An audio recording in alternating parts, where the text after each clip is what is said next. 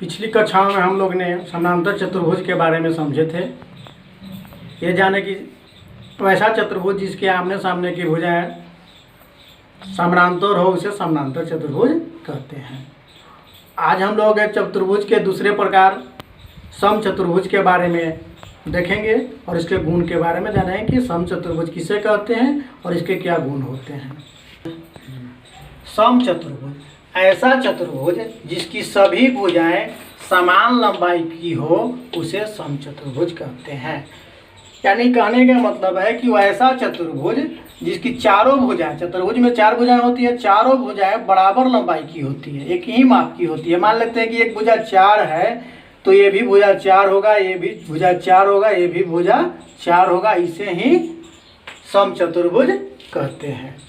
तो सम चतुर्भुज में बस इतना ही ध्यान देना है कि जिस चतुर्भुज की चारों भुजाएं आपस में बराबर हो उसे ही सम चतुर्भुज कहते हैं।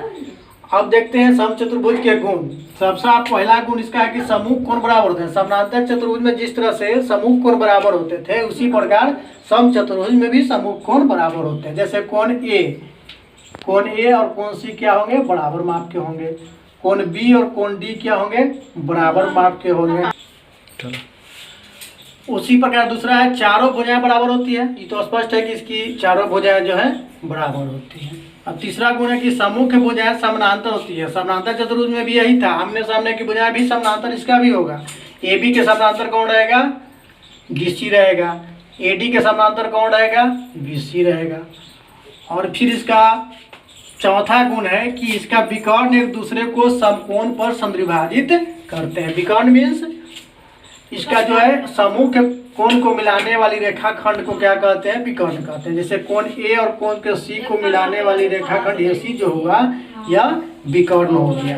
तो एक चतुर्भुज में दो विकर्ण होते हैं तो दूसरा का विकर्ण कोण इसका हो जाएगा बी डी। तो जब दो को विकर्ण हम खींचते हैं सम चतुर्भुज में, एक विकर्ण खींचे ए सी और दूसरा विकर्ण खींचे बी डी। ध्यान दीजिएगा यहाँ पर कि जब दो विकर्ण खींचेंगे ए सी और बी डी तो दोनों एक दूसरे को यहाँ पर प्रतिच्छेद करती है। तो ये प्रतिच्छेद करती है तो इसमें कुछ प्रतिबंध होते हैं। क्या होते हैं? एक दूसरे को समकोण, यहाँ 4 कोण बना, प्रतिच्छेद किया तो 4 कोण बन गया। एक कोण ए बना, एक कोण ए बना, एक कोण ई और एक कोण ए। 4 को चारों क्या होगा? समकोण हो गया, यानी चारों 90-90 डिग्री होगा। ए भी 90 डिग्री, ए भी 90 डिग्री, ए भी 90 डिग्री, ए भी 90 डिग्री तथा समद्विभाजित करती है।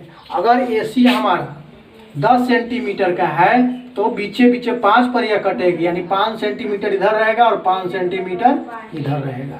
इसी तरह अगर बी डी 8 सेंटीमीटर का विकर्ण है तो 4 सेंटीमीटर यहाँ रहेगा और 4 सेंटीमीटर इस तरह होगा। यानी ये बहुत ही इंपॉर्टेंट चीज़ है, ध्यान दीजिएगा कि विकर्ण सम चतुर्भुज के विकर्ण एक दूसरे को समकोण पर समद्विभाजित करती है।